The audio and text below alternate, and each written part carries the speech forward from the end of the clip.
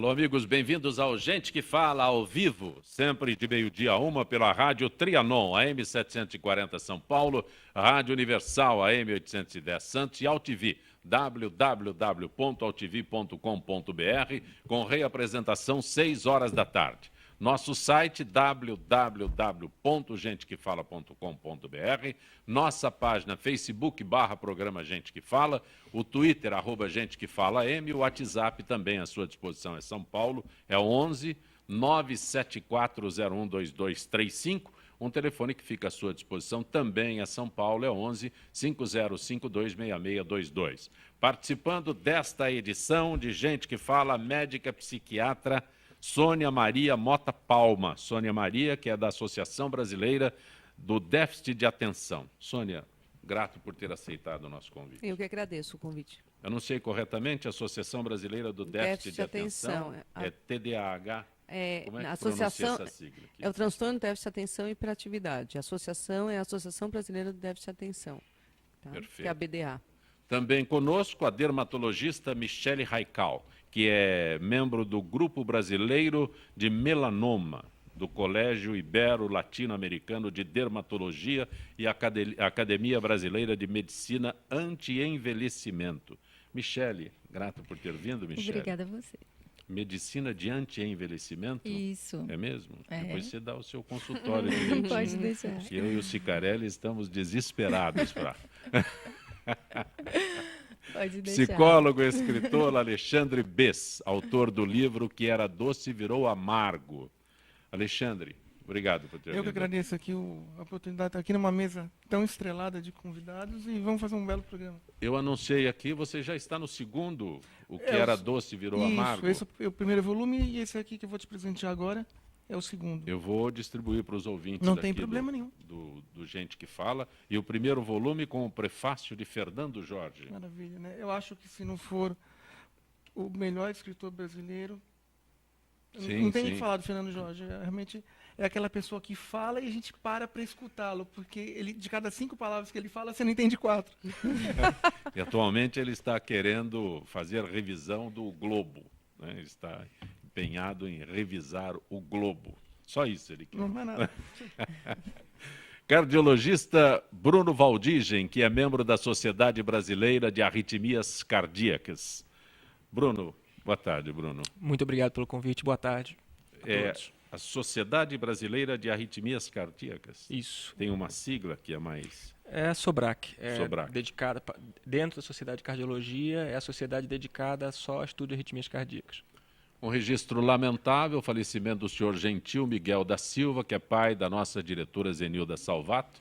O falecimento ocorreu ontem à noite em Mirandópolis, interior de São Paulo. O sepultamento será realizado às 5 horas da tarde no cemitério lá em Mirandópolis. Zenilda e familiares, nosso carinho, nossos sentimentos, a equipe ABCOM, Gente que Fala, a AltV, todos nós dedicando este momento difícil que a Zenilda passa, se distancia da gente neste período e o motivo é extremamente lamentável. No nosso Gente que Fala, a volta às aulas já exige um grande cuidado das famílias com o retorno dos filhos à escola. No caso de crianças com autismo, esse cuidado precisa ser redobrado. Especialistas indicam que essa adaptação seja feita aos poucos e, se possível, com antecedência, mudando a rotina dentro de casa, exibindo fotos da escola, separando alguns itens representativos, tanto da escola quanto da família, para aumentar a segurança da criança. Sônia Palma, esse assunto é direto contigo. Na verdade, não é só os autistas, eu acho que todas as crianças estão iniciando agora as aulas, os pais e a escola têm que ter um cuidado especial. Tem chegado muito no meu consultório crianças que estão com muito medo e não estão indo à escola por receio de se separar dos pais ou porque tiveram alguma situação de bullying no ano passado. Em relação aos autistas, essas crianças são crianças que precisam muito de rotinas muito fixas, rotinas muito bem claras, né? E sempre é um problema quando começa o ano, vai mudar de professor, vai mudar de classe, muda de amiguinhos, muda de rotina. Então, todas essas dicas, até que você comentou, são super importantes. Assegurar à criança uma rotina para dormir, para acordar no dia seguinte, o material que vai levar, por exemplo, fotos, que é uma coisa interessante, fotos dessa escola, quem são os amiguinhos, muitas vezes levar essa criança antes, já para conhecer a escola, já começar uma adaptação. E eu acho que outra coisa importante que a gente fala muito das crianças, mas os pais também ficam com muito receio, né? Então é importante esclarecer para eles, né, estas dicas, e que o melhor é o afeto, mas ser também um pouco pontual, porque se toda vez que a criança falar que não vai para a escola não for, né, seja ela autista ou não, cria um problema grave ao longo do ano letivo. O texto aqui se refere ao autista, mas você se expressou dizendo que crianças não querem ir à escola? Crianças que não são autistas. Crianças normais. Que a gente entende como normais, né? Só essa semana, umas 4 foram no meu consultório que não conseguem ir, por diferentes motivos, eles não conseguem ir para a escola e não estão frequentando. Você fala de bullying, mas vai para a escola, criança que sofreu bullying em período anterior? Muitas vezes sofreu bullying no período anterior, no ano passado, então não quer voltar com medo. Outras têm receio que aconteça alguma coisa com a família, que a gente chama de ansiedade de separação, né, que isso é um quadro bastante comum na primeira infância. Então a criança vai para a escola, não vai porque ela acha que alguma coisa vai acontecer com os pais, essa separação é muito difícil e elas acabam não indo para a escola. Outras porque entram num quadro de ansiedade, de depressão, de fobia, acabam não entrando. E os autistas, muitas vezes eles são até mais fáceis, eles até vão se tomar estas... Exatamente esse aspecto que eu ia pedir a tua observação.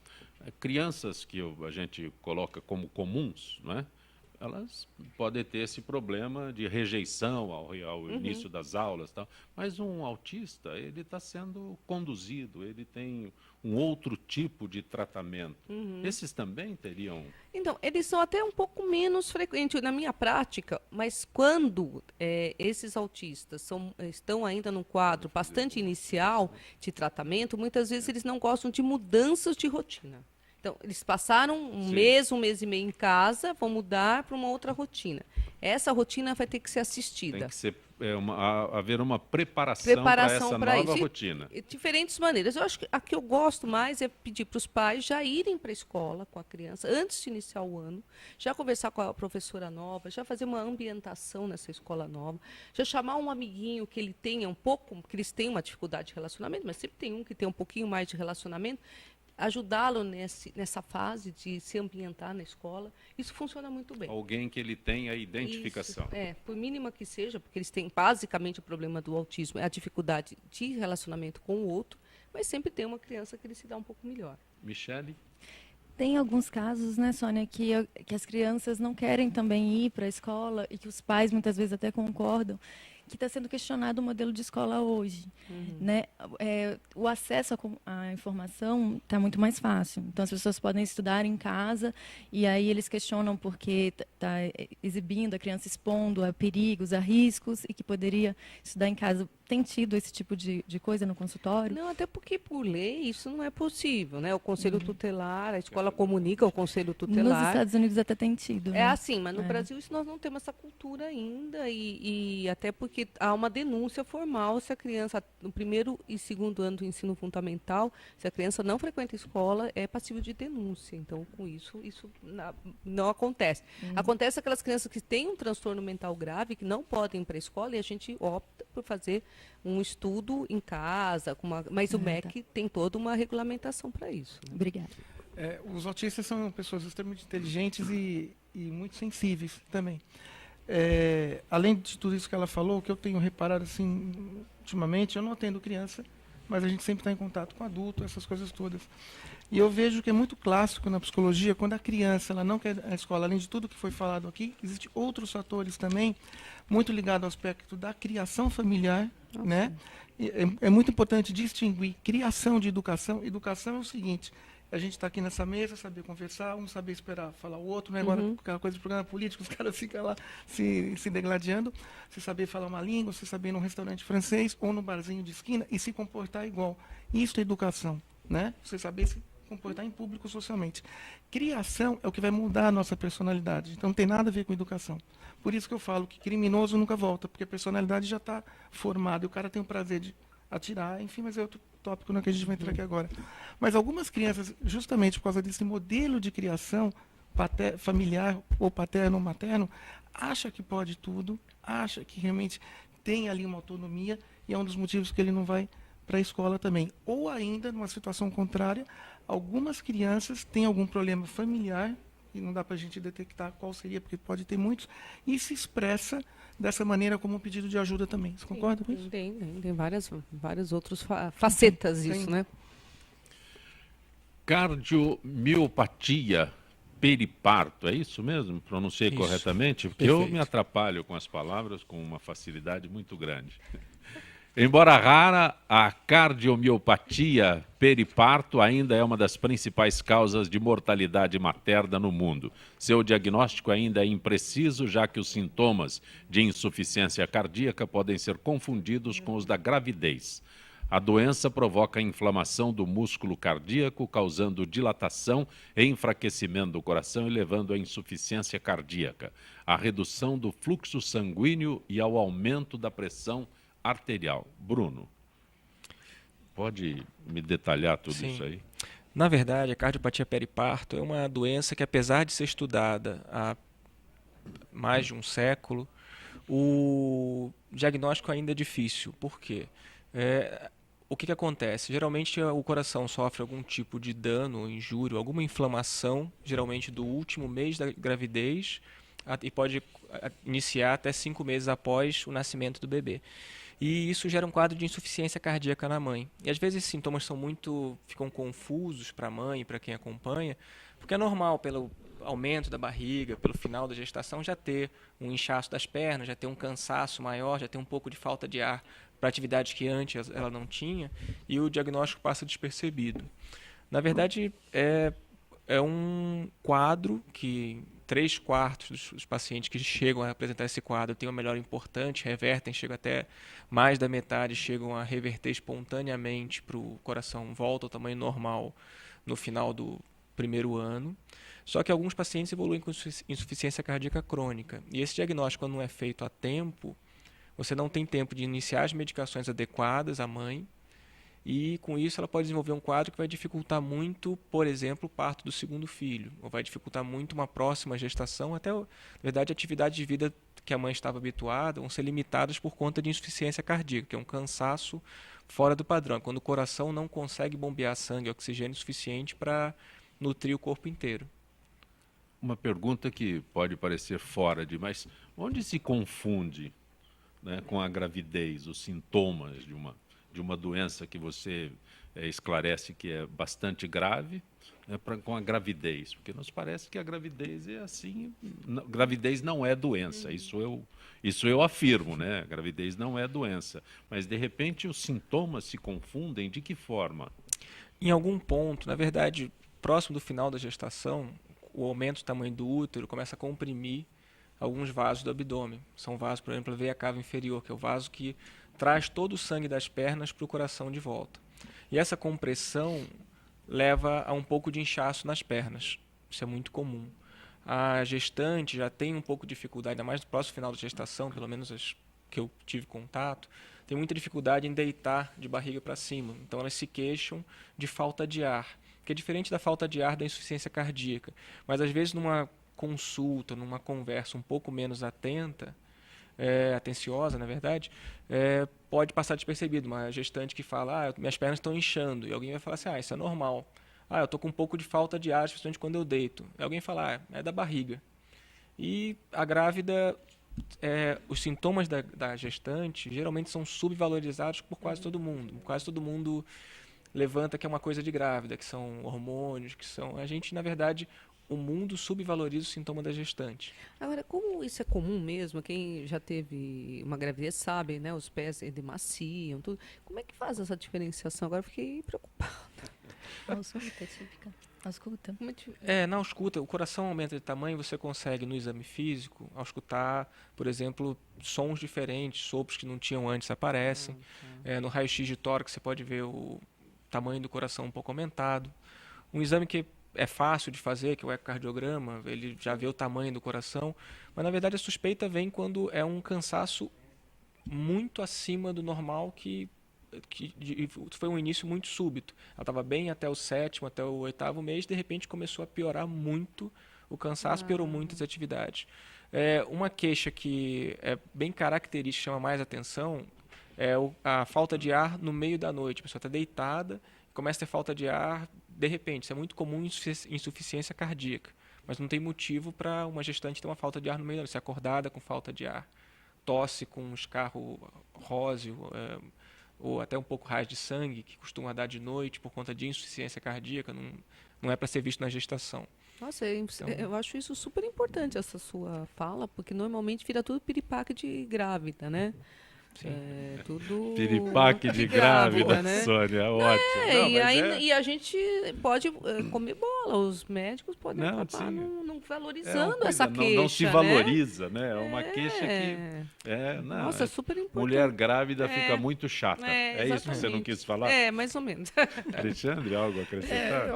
Eu acho que tem algumas mulheres que realmente têm uma preocupação maior e tem outras que realmente não ligam tanto. Aí vai depender muito da estrutura, né, e da rigidez dessa mulher em relação a como ela opera não esse problema, mas essa coisa. Acho que você falou que a gravidez não é doença, eu concordo. Eu acho que a parte mais gostosa do hospital é a gravidez. É quando você vai feliz para o hospital, né?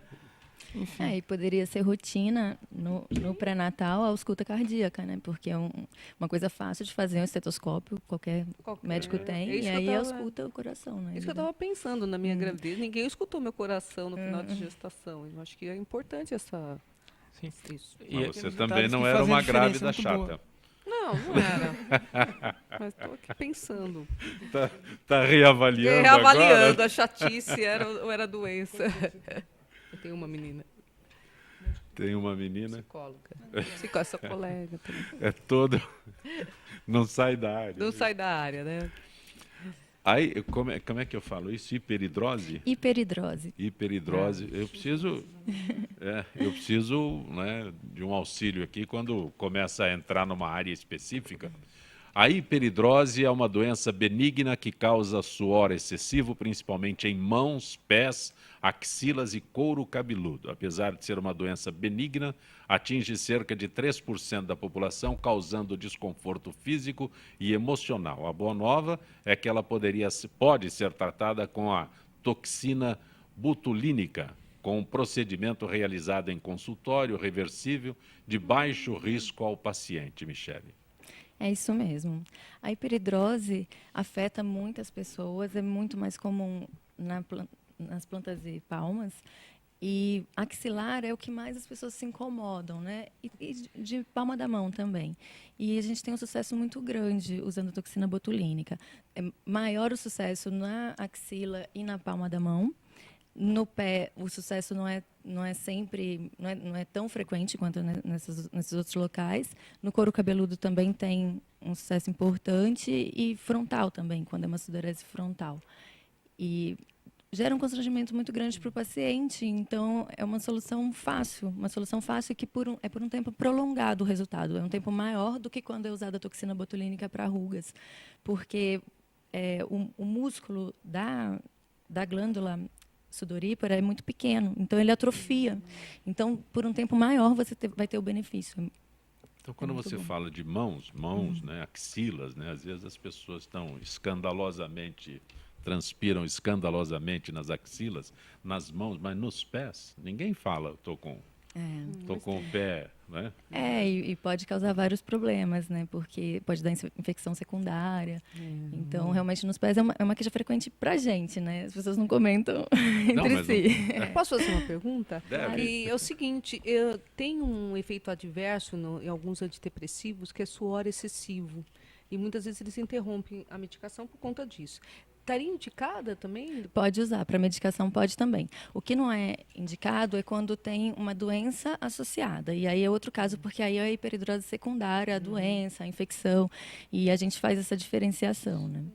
Esses sintomas podem ser, como é que eu coloco o termo, independentes? A pessoa tem apenas na palma da mão, apenas na axila, no couro cabeludo? Pode. De repente alguém que... Pode. Muitas vezes ela tem só na palma da mão e na planta do pé tem um pouco, mas não tão importante. Sempre é assim. Às vezes ela tem na axila e no couro cabeludo só um pouco. E às vezes só tem na axila. E muitas vezes é também genético, né? Porque 80% tem isso na família, né? As pessoas no couro cabeludo? No couro cabeludo. Tem gente que vive de cabelo molhado. E sofre com isso. A pessoa não consegue estar sempre com o cabelo molhado. Com aspecto feio. Aspecto como se estivesse sujo. Né? Mas hoje em dia, todos esses... Pode ser disfarçado isso aí ou não? Pode, mas incomoda muito para a pessoa, né? Mas, Michele, e a aplicação? Aqui diz que pode ser feito... No consultório. No consultório? Tranquilamente. Aplicação tranquila. São injeções, né, que a gente faz na pele, nesse caso, porque quando a gente faz para ruga no rosto, a gente faz no músculo. No caso, como a gente quer atingir a glândula, a gente faz na pele. E aí a gente dilui em anestésico para que não haja muita dor. E, claro, para quem não tem problema com anestesia, né? Se a pessoa for alérgica, aí já complica um pouco. Mas é mais indolor na axila, né? Palma de mão, planta de pé, aí realmente sem anestesia ficaria complicado. Geralmente a gente usa com anestesia mesmo. Eu ia entrar no couro cabeludo para saber se queda de cabelo decorrente disso. Homem fica muito preocupado com queda de cabelo. O Alexandre gostou. Você não tem esse problema, Alexandre? Eu espero que não. Acho que nesse ponto Deus me ajudou bastante. Né? Eu acho que não vou, mas diferente dos meus irmãos, que realmente tem 5, 6 anos a menos do que a menos. Nossa, né? Mas enfim, realmente não tem essa genética. Mas acho que eu puxei mais o lado materno e tal. Mas queda de cabelo tem muita coisa hoje também. Tem muita. Depois você me explica direitinho. Sim, tem injeções também fila no para couro perguntar cabeludo. coisa legal. Depois que termina o programa, tem uma fila extensa aí. Ela que pega a você senha, tem que pega a pôr- senha. Bom ir colocando a senha já. Arthur, pega a senha já aí, tá bom? Deixa eu fazer uma perguntinha para ela. Eu esqueci do nome, mas eu tinha uma paciente que se queixava muito, que ela suava debaixo da axila, mas a questão dela em relação ao cheiro. Como é que é? Bromidrose. Bromidrose, exatamente. Funciona também? A bromidrose, ela vai melhorar um pouco porque o suor vai diminuir, mas ela tem que ser tratada de outra maneira, porque geralmente é por causa de infecção secundária, ou por fungo, ou por bactéria. Então a gente tem que agir desse jeito e pode ser um pouco mais difícil. Mas é reversível totalmente. É reversível, mas é chato, pode voltar. Principalmente uma coisa que ajuda muito é fazer esfoliação das axilas no banho.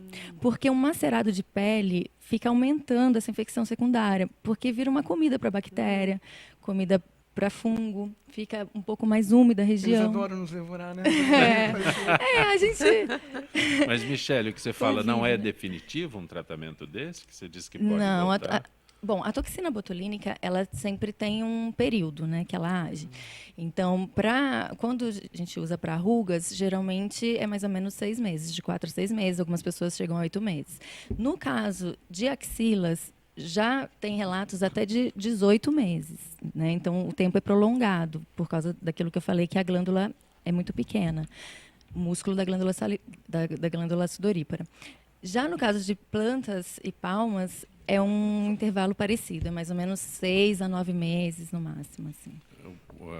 O prazo de validade aí, não pode haver a reclamação de que a doutora disse que eu tinha superado o problema e não, a gente voltou sempre explica, tudo. A gente sempre explica que depois vai ter que fazer de novo, depois de um certo período, aí faz de novo. Mas os resultados são muito bons. Para quem tem o problema, vale muito a pena. Tem validade, vale muito a pena. Tem. Alexandre, o que era doce virou amargo. A Sônia está interessada. Ela gostou. Eu tô aqui. Não, que bom que ela gostou, né? Porque a minha colega psiquiatra, se ela não gostasse, eu já ia embora. Mas o que é? Um livro... Eu trabalho numa linha independente do que eu vou conversar contigo aí sobre o carnaval. O carnaval. Eu trabalho numa linha, o meu Zancopé, né? Sim. Se aprender, nunca mais se esquece. Não, nunca mais. Eu trabalho na linha do romance psicológico. Então, o que é isso? Eu não trabalho com livro estritamente técnico e nem estritamente romance. Por quê? Porque eu acho que eu gosto de fazer livro para o povo, para a população. Né? Livros técnicos nós aqui temos que ler. Eu leio pelo menos um, todo mês eu estou lendo um. Todos nós aqui. Essa é a conduta, não tem como você escapar disso. Mas o povo não precisa disso. Então eu ponho aqui uma coisa o que eu pego? Eu pego um aspecto psicológico, diluo no expediente do livro e crio um romance, né, muito gostoso para que as pessoas possam aí realmente se identificar na sua vida e ao mesmo tempo ter o entretenimento do romance. Eu trabalho com muito filme, eu amo filme, amo novela, então aqui tem bastante, né? Esses dois livros têm mais ou menos 200 filmes e algumas novelas ali, onde mostra o quê? Eu trabalho com uma terminologia chamada CFM, Característica Funcional Mental. Ela sabe muito bem disso, que é o nosso componente psicológico que te rege você, que é a estrutura principal do seu caráter. E aí eu criei um romance muito legal. Esse livro começa na Carolina do Norte. É um cara que perdeu, um psicólogo. Todos os meus personagens são psicólogos, claro, eu fiz psicologia. O protagonista vai ser psicólogo. Enfim, então é óbvio.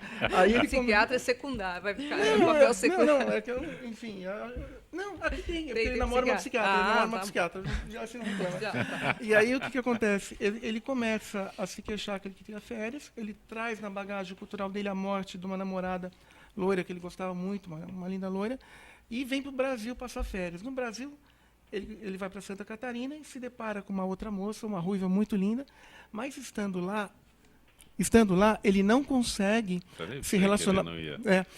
Estando lá, ele não consegue se relacionar por medo, que é uma das características funcionais mentais, o medo. O mesmo medo que ela falou da criança ir para a escola, tem gente que tem medo de se relacionar. Poxa, eu vou namorar com ela, não, mas ela, inconscientemente, ela me lembra uma namorada que eu tive, sei lá, 10, 5 anos atrás. Você não consegue se relacionar, ou por outras estruturas. Então, o livro, ele faz o quê? Ele funciona como uma ajuda para os casais se conhecerem, sem ser crítico.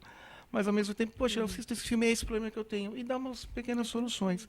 É muito gostoso. Aí, em Santa Catarina, ele tem um relacionamento com essa moça. Tem um capítulo lá que eu chamo de Sedução Profunda, que a moça, ela sequestra o cara, ela tira ele do Costão do Santinho, onde passa a história, leva para o Ponta dos Ganchos, que é um resort para casal em Santa Catarina, e tem uma noite de amor deslumbrante lá com ele. E o cara dopado e seduzido. Ele não sabia que estava sendo seduzido. Né? Em livro pode tudo. Enfim. Mas o herói é o mesmo no volume 2? É continuação. Né? Eu estou terminando a trilogia agora. Então tem um outro que você... Tem o número 3 também. O número 3 eu estou escrevendo, não acabei ainda. Eu tenho aqui o Que Era Doce Virou Amargo, o volume 1. E o Que Era Doce Virou Amargo, o volume 2. Isso, essa editora, um beijo para a minha editora que cedeu o livro para eu vir aqui no seu programa, né? Que não é sempre que acontece isso. Quer dizer que esse nem chegou ainda, ou está chegando? Não, foi lançado agora, tem 3, 4 dias que foi lançado. Que maravilha. Não está nem nas livrarias ainda. Sim. Né? E aí esse cara, ele é seduzido por essa moça, não lembra, volta para o estado dele, que é em Charlotte, na Carolina do Norte, e quando ele chega lá, ele é incumbido de pedir um estudo explicando por que os relacionamentos não dão certo, que essa é a alma do livro. Né? Eu trato de almas gêmeas aqui, nada de coisa mística, coisa científica mesmo. E aí quando ele pede uma ajuda, e quando ele chega, quem que é? A moça do Sul, que ele conheceu, que era uma psiquiatra também de Charlotte, que fica... não em Charlotte, mas fica em Charleston, que é na Carolina do Sul. E aí a história se desenrola muito legal. E agora ele vai enfrentar o passado dele no Havaí, onde uma moça que ele gostava, enfim. Muito, muito gostoso. Um livro, eu acho parabéns, que muito parabéns. bom. E tem muitos filmes aqui, Esposa de Mentirinha, Amor Custa Caro. Tem, acho que aqui tem uma relação de filmes no final, tanto nesse que você tem como esse aqui. Filmes que todos nós aqui conhecemos, que está analisado psicologicamente, que é bem o que eu faço, eu analiso filmes e novelas. Parabéns. Lembrando que a novela brasileira é a melhor novela do mundo. Não tem igual. Eu costumo dizer que a Globo está para a novela como o Hollywood está para o filme. Não tenha dúvida. México, Venezuela, com todo respeito, não tem atores que chegam no pé do Brasil. Especialmente atores de novela. Eu vou mais pela qualidade. Aqui é insuperável. Nem tanto atores, mas a qualidade, além dos atores, né? A qualidade é inquestionável. Do mesmo jeito que o Hollywood é filme de ação e também vai ser insuperável sempre. Exatamente. Independente dos atores. Verdade. E o Carnaval? Bom, o Carnaval é a melhor festa do planeta. Eu acho que é uma festa que é a festa mais mágica de toda a constelação terrestre. Eu acho que o Carnaval é uma época que você pode ter várias facetas ali. Você pode se isolar, você pode meditar, você pode curtir, você pode ir para a avenida. Se você tiver alguma escola de sua preferência, faça. O que não pode fazer no Carnaval é você ficar em casa sem fazer nada. Faça alguma coisa para a sua vida de útil. Curta essa festa. Deixa-se contagiar por essa energia. Porque quando você... Até me arrepia. Quando você pisa na avenida, é uma coisa... Nenhuma outra festa no mundo tem essa nossa energia. E aí o aspecto aqui nesse momento é o consumo de álcool. Bom, o álcool, vamos lá. O que está tendo com álcool? O álcool é uma droga, isso é muito importante a gente saber, é uma droga lícita. Tá? Não estou falando mal das pessoas que bebem. Não é isso. Eu acho que o álcool você pode beber sim e com responsabilidade. Só que o álcool inibe o sistema nervoso, né, central. Então, o que acontece? A pessoa vai beber final de semana para dar aquela relaxada, para ficar tranquilinho, afogar as mágoas, tudo bem. Desde que não guie, acho que pode beber o que quiser. Caia bêbado e chama um táxi. Não guiando não tem problema nenhum. Não vai ter também não oferece risco a ninguém, né? Não oferece. Agora, entre aspas, né, tem algumas pessoas que ficam mais nervosas. O álcool tem vários estágios, não vai dar pra gente falar porque é muito rápido. E acho que se eu for entrar aqui, a gente vai ficar até amanhã falando. Mas, enfim, sendo o estágio da violência tal, em alguns pontos. Ou então aquelas pessoas que bebem, já chegam em casa e batem na mulher, que não é o nosso foco aqui também. Agora, o que acontece? O que está acontecendo hoje, o grande problema do álcool está sendo o energético. Tá? Então, o que acontece? O energético elimina toda a função do álcool, não só física como psicológica. Por quê? Quando você bebe até um certo ponto, você fala, pô, chegou a conta, eu vou para casa descansar, eu vou para casa dormir. O energético te barra disso e te começa a criar a ilusão de que você pode mais, de que você pode mais, de que você pode mais. E você vai chegar realmente, aí sim, a ter atitudes totalmente contraproducentes na sua vida. Então, assim, quer beber álcool? Beba o álcool. Quer beber o energético, bebe o energético, mas não misture, especialmente as mulheres, porque a constituição corpórea da mulher é menor, ela absorve mais e ela vai ser mais impactada com a questão da mistura do álcool e do energético. E com isso, suscetível a fazer uma série de besteiras, inclusive... Carnaval, as pessoas pensam que pode tudo, né? Sim, e gera uma moda, porque é uma moda você estar numa danceteria, tomar um uísque com energético. Me dá um energético qualquer, sei lá o que, não vamos falar marca aqui. Mas todos eles, veja, todos os energéticos são muito complicados, porque você pode, inclusive, morrer, porque eles são à base de taurina e cafeína. Todos os energéticos têm escrito também que não é recomendado usar com álcool. Sim, claro. Até as propagandas deles são sempre para esporte, para estudar, para dirigir, para coisas de dia. Exatamente. Eles são voltados para coisas de dia. Exato. E tem um cardiologista aqui tem que vai coisas me deixar muito mentir. boas, tem coisas muito boas no energético, tem até vitaminas legais. A própria taurina é bacana, mas tem a hora certa, tem o jeito certo para a coisa certa. Inclusive teve agora nos Estados Unidos, saiu na Fox ontem, 5 estudantes americanos que morreram em função do pico por causa teve arritmia cardíaca, né? Por causa disso aí. Sim, o energético tem uma dose concentrada na verdade a ideia é que eles tentem juntar todos os estimulantes lícitos, na medida do possível, cafeína, taurina e o que eles puderem concentrar aí, para tentar dar o máximo de estímulo para o sistema nervoso. Então, só que nesse ponto, uma dose energética tem a concentração de 10 doses aqui, do mesmo volume de café, por Exatamente. exemplo. Isso, 10 doses. De cafeína mas a concentração total acaba sendo um pouquinho mais alta. Neste momento, o nosso contato com o Dr. Nelson Letísio, que é cirurgião plástico. Dr. Letísio, boa tarde. Bom, Sacopé, como é que você está? Em paz. Podemos falar sobre cirurgia plástica para os homens? Ah, com certeza. Os homens também têm direito, né, Sacopé? No final de contas, a gente está no mesmo mercado de trabalho. Homens estão procurando mais, é isso, doutor Letísio? Veja, Sacopé, eu não sei se estão procurando mais. Porém, existe já uma queda de alguns tabus. Você tinha, por exemplo, há 10 anos atrás, aquele homem que chegava ao consultório e falava assim, olha, eu não estou respirando bem, eu estou com um problema de desvio de septo, porém, já que você vai mexer, você não pode tirar esse ossinho, dar uma levantadinha, estreitar. Não, hoje o homem já chega e fala, eu não gosto do meu nariz está feio. Aí você aproveita e faz a parte interna, também que eu não respiro direito. Então, está havendo, vamos dizer, os homens estão assumindo mais que realmente eles são seres humanos como mulher, só que a mulher, pela própria característica feminina, ela é mais, não digo mais vaidosa, mas ela é mais competitiva com a outra mulher, entende? Que geralmente a mulher se veste não para o homem, porque o homem nunca sabe, geralmente, né? Se aquele vestido está na moda, se o comprimento da calça é esse. A outra mulher sabe, entende? Então é mais ou menos isso, é uma certa competitividade entre a aparência das mulheres. O busto daquela é mais farto, está mais durinho, menos durinho. Então, o homem não, o homem ele visa o bem-estar próprio, óbvio, porém ele visa um pouco também o mercado de trabalho. É aquele cara que vem tirar aquelas bolsas palpebrais, ele está com um papinho embaixo aqui assim do queixo, aquela flacidez, na hora que ele coloca o paletó e a gravata fica pegando no papinho que está flácido, incomoda. porque isso dá um aspecto assim que ele já está ficando envelhecido, quer dizer, envelhecido significa menos energia para o trabalho.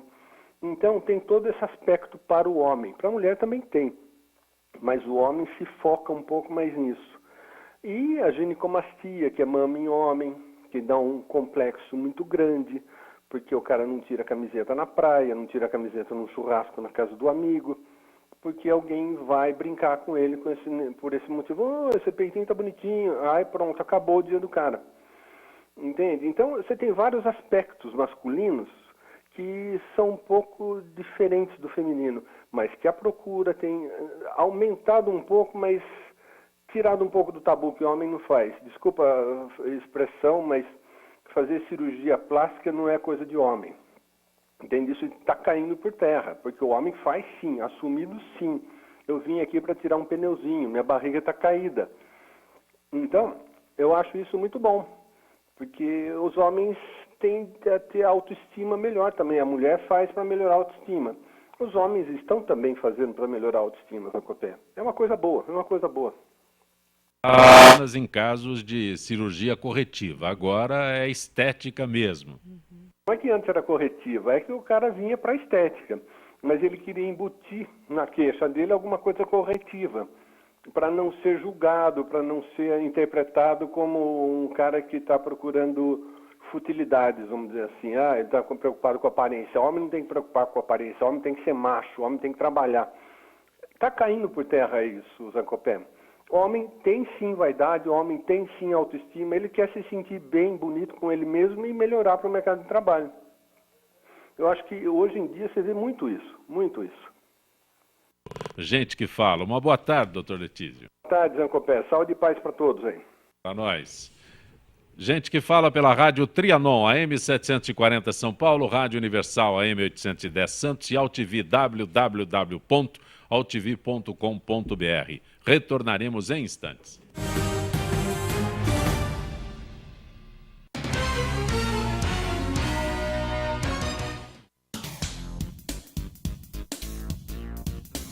Sim, meus amigos, muito prazer, eu sou Sérgio Oliveira e estou aqui para lembrar vocês que toda segunda-feira, 9 horas da noite, eu estou aqui na TV da internet com o Futebol Alternativo TV. Sim, Série D, Série C, Copas Estaduais, as divisões de acesso, tudo aquilo que nenhum outro programa esportivo fala, tem a coragem, a capacidade de falar, nós falamos aqui na TV. Toda segunda, 9 horas da noite, só aqui na TV da internet.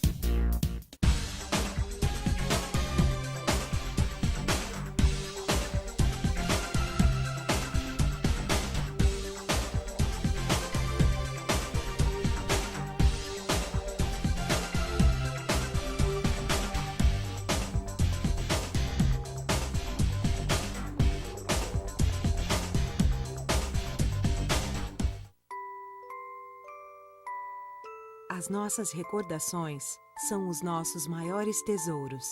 Carregamos durante toda a nossa vida.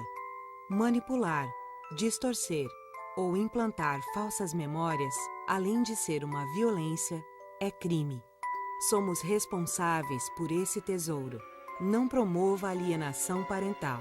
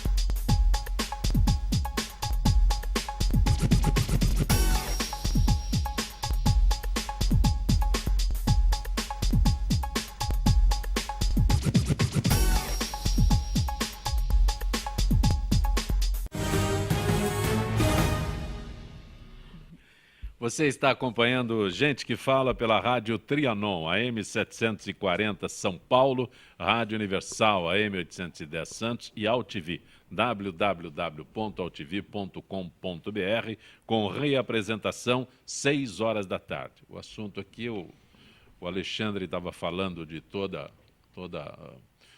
a disposição dele, né, para, além de escrever o livro, além de clinicar como psicólogo, ainda tem a faceta de ator, que ele está em dúvida se assume ou não a carreira, né? Então, multifunções ele tem. Isso é ótimo. A gente chama de Jack of the Trades. Isso é ótimo. Isso ótimo. é muito bom. Muito, né, Michele? Muito. Esse dinamismo todo, próprio da idade também, viu? Obrigado. Um grupo de cientistas descobriu que a ocitocina, conhecida como hormônio do amor, pode revelar comportamentos de isolamento comumente observado no autista. É responsável por parte do encanto que a mãe desenvolve por seu bebê, pela autoconfiança e por estimular a interação com os outros. O estudo, no entanto, ainda é considerado inconclusivo, pois os resultados dos testes com humanos foram controversos. Sônia, testes controversos nessa altura? Na verdade, não é tão recente essa ideia da ocitocina. A ocitocina é o hormônio do leite, né, que faz a mãe amamentar e tem esse estímulo com o bebê que provoca o aumento do leite e aí a relação com a criança, mas isso não é tão recente. Esse ano, no congresso que teve, ano passado, já teve um congresso internacional de psiquiatria infantil nos Estados Unidos e eles já apresentaram essas pesquisas, já tem pesquisas anteriores. Na verdade, ele é feito ainda em animais, né? Em ratos que são feitos esse trabalho, ratos que são modificados geneticamente e que passam a ter características autísticas. E aí eles aplicam a ocitocina, né, que é um spray, e aí melhora. Alguns estudos dizem que eles melhoram a sociabilidade. Apesar que nos Estados Unidos que eles têm acesso a muito mais coisas, a muito mais fácil, alguns países conseguiram já esse spray de ocitocina e estão usando nas crianças. O problema é que é um hormônio, né? Então, enquanto não tem realmente, né, um trabalho científico em humanos que comprove, acho que é muito arriscada essa questão de ficar usando esse spray de ocitocina, até porque tem questões ligadas a aumentos de hormônios em crianças, né? E a criança pode, inclusive, ter secreção, né, de leite por aumento hormonal. Então, acho que é promissor. Né? Esse último congresso até apresentou dados mais promissores, mas ainda está na pesquisa mesmo. Eu acho que, por enquanto, a questão do autismo ainda é baseado na estimulação, na relação com a mãe, na relação, estimular a relação interpessoal, né? Trabalhar muito isso, a afetividade. Isso, porque isso ainda é muito, pode ser para daqui a alguns anos. Porque quando eu leio uma série de descobertas, né, estímulos, aí inconclusivo. Porque tem um estudo anterior que foi feito com uma amostra. Porque assim, as pesquisas, tem vários grupos que fazem pesquisas com um número muito pequeno de crianças, nesse caso, vamos dizer, do autismo. Então, uma amostra muito pequena, você não consegue generalizar o que você conseguiu de positivo naquele trabalho. E tem um estudo, eu não vou recordar o nome do pesquisador, que ele fez uma amostra muito grande e realmente ele não observou uma melhora com a ocitocina nesse grupo de crianças. E, recentemente, esse um grupo americano mais novo, mais recente, diz que teve alguma, mas em ratos. Então, é difícil. Nem tudo que você pesquisa em animais, em modelo animal, você pode transferir para o ser humano como uma certeza, porque os animais são manipulados geneticamente para poderem participar da pesquisa. O que não é o que acontece exatamente nas crianças. Eles são adaptados a uma situação para poder reagir dentro do que a pesquisa pretende. Exatamente. Eles alteram a parte genética do animal, ele passa a expressar um comportamento que é aquele que a gente quer estudar. E aí eles utilizam a medicação e veem se aquela medicação vai ou não ajudar naquilo que estão estudando. Só que rato para ser humano tem uma... Alexandre desse? Não, eu acho que quando você fala em parte química, orgânica, não é muito a minha área, né? Eu trato mais da área mental, a gente entende muito pouco, acho que eu acho que o que eu poderia complementar, aliás, desculpa, é que realmente essa incentivação do afeto e do tato familiar, não só com a mãe, mas especialmente com o pai, também seria muito importante para compor essa criança melhor no seu dia a dia, já que ela já entra no mundo com uma deficiência, né? Uma deficiência orgânica. Não sei se eu estou errado, o autismo não tem cura, ele tem controle, é isso? Ele não tem cura. Então, assim, veja, é uma criança que já vai estar, não limitada, mas vai estar um pouco mais em desvantagem.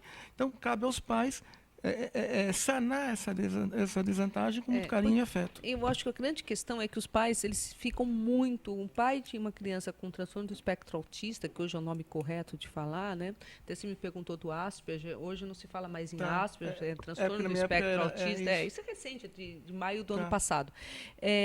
Os pais ficam muito aflitos e ficam buscando essas novas técnicas ou medicações e podem pôr em risco as crianças. Então, tem que esperar por exemplo, a nossa Anvisa, o FDA americano aprovarem para uso realmente nas crianças. Bruno? O que eu queria comentar é que, para quem não tem muito hábito de lidar com isso, o hormônio, na verdade, é um sinalizador, é um mensageiro. Todos os hormônios do corpo são feitos para sinalizar e dar uma ordem, uma função específica. Então, quando a gente não tem, foi o que você estava comentando, quando a gente insere um hormônio para que aquele corpo não estava adaptado, não estava deficiente, por exemplo, ele vai gerar um monte de processos dentro do corpo, que alguns a gente espera e outros são não mensuráveis. Tem um monte de outras coisas que acontecem junto de um hormônio exógeno, um hormônio que não foi produzido pelo próprio corpo, que são imprevisíveis. Nesse caso, a gente às vezes está inserindo um hormônio de uma forma pouco controlada. Eu sei que tem estudos e, no momento, estudos controversos, a discussão é essa, porque às vezes você seleciona um grupo de pessoas para um tipo de estudo, seleciona um outro grupo de pessoas e oferece aos dois o mesmo tratamento. Então o resultado no grupo do primeiro estudo vai dar positivo, no outro vai dar negativo, mas o viés às vezes está na seleção das pessoas que você colocou como cobaias, como testes. Exatamente. Então, da mesma forma que o rato, o macaco, o porco, cada grupo prefere estudar num tipo de animal por uma opção, mas às vezes os resultados não são reprodutíveis pelo outro. Você vai trocar o objeto do estudo, você troca todo o resultado. Se você pensar em criança, em que você introduz um hormônio exógeno, né, você vai provocar uma cadeia de alterações que a gente não sei se tem um controle específico. A gente vê isso em anabolizante, que são hormônios, o pessoal usa indiscriminadamente, procurando uma coisa que é aumento de massa muscular, eventualmente vem uma cascata de problemas outros que não estavam esperando que vão vir juntos. Tudo tem que ser com critério, com estudo, claro. No caso do autismo, como não é tão frequente, não é uma coisa super frequente, as amostras grandes fica mais difícil. Né? Então, esse é o problema, quando não tem uma quantidade tão grande de gente para fazer a amostra grande. Mas olha, só uma questão, a gente até estava discutindo outro dia no meio dos psiquiatras infantis, que está tendo uma epidemia, entre aspas, de autismo. O autismo, quando eu comecei a estudar, já faz alguns aninhos, eu não vou dizer quanto, ele era 1 para quase 10 mil. Hoje é para a última estatística americana é para 1 para 88 crianças. Isso é muito. 1 para 88 muito, é muito. Mas é publicação nos americana Estados Unidos ou mundial? Dos Estados Unidos.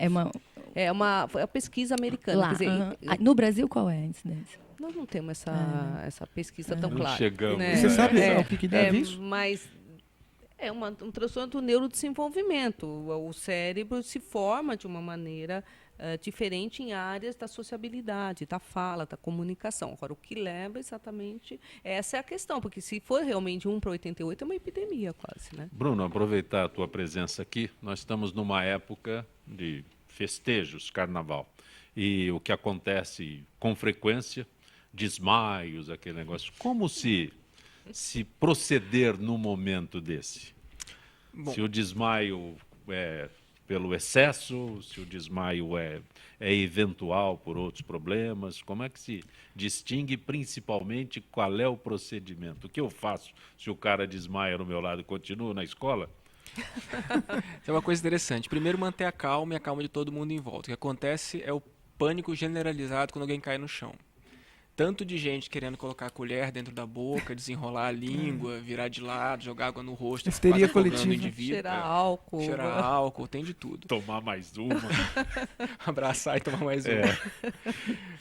Primeiro, manter a calma. Em primeiro lugar, tentar acordar ou chamar a pessoa para verificar se a pessoa realmente está desmaiada. Isso é uma coisa muito importante. Boa parte das vezes, realmente, é álcool, deitou, dormiu. Se a pessoa não estiver respondendo, aí a primeira coisa a ser feita é pedir para chamar ajuda. Isso é muito importante, porque às vezes uma pessoa sozinha não vai conseguir fazer todos os processos que são necessários.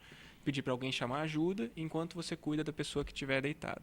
A maior parte dos desmaios são autolimitados. A pessoa porque a pessoa fica de pé muito tempo, no calor, eventualmente desidratou, parte do sangue circulante vai para as pernas, pode chegar a meio litro, um pouco mais retido nas pernas pela gravidade, e o corpo entende como se estivesse sangrado, desidratado, e pela baixa pressão no cérebro começa a criar mecanismo para desligar a pessoa desliga, fica deitada e o sangue volta a circular. Esse é o desmaio de 90% dos casos. Acho que se estima que 1 a cada 10 pessoas ao longo da vida vão sofrer um desmaio, então é uma coisa muito frequente. E quando a pessoa deitar, eventualmente se você quiser levantar as pernas, mas deixar a pessoa deitada, confortável, ela vai acordar em alguns segundos.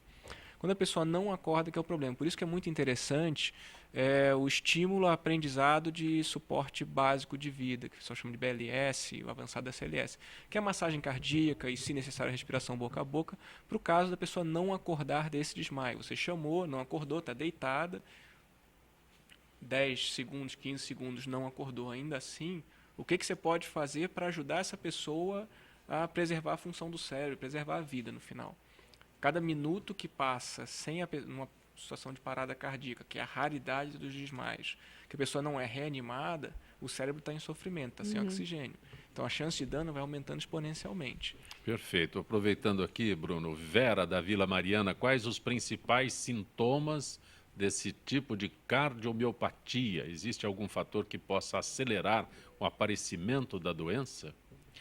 Bom, a cardiomiopatia periparto é uma coisa bem específica da gestação, do final da gestação e o começo do puerpério. Geralmente, mães com mais de 30 anos de idade, mães que já têm pressão mais alta, mães gemelares estão com maior risco. E os sintomas são cansaço, falta de ar, inchaço nas pernas e, na verdade, um cansaço excessivo para o pouco esforço que é feito. Eventualmente, até em repouso tem esse cansaço. Michele, Vilma da Lapa, quando um juiz autoriza o uso de bronzeamento artificial, é amparado por algum laudo médico? Ficou proibido o bronzeamento artificial por câmera porque ele tem muito mais raios ultravioleta do que o próprio sol e induz muito mais a melanoma e a câncer de pele e outros, né, que aí vai ser o espinocelular e o basocelular. Mas existem aparelhos médicos para quando isso tem que ser feito para a saúde, né? O PUVA, o próprio VB, Narrowband.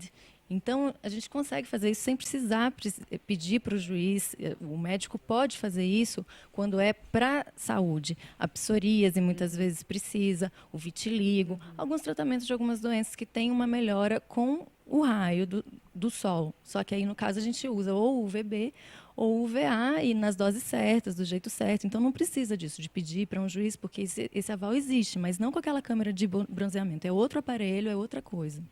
Sônia Palma, Jaime do Jardim Bonfilioli, se as pessoas conversassem mais, se conhecessem melhor, os tratamentos psiquiátricos e os remédios de tarja preta seriam tão necessários? Não seriam. Eu acho que muitas vezes o médico medica com medicação.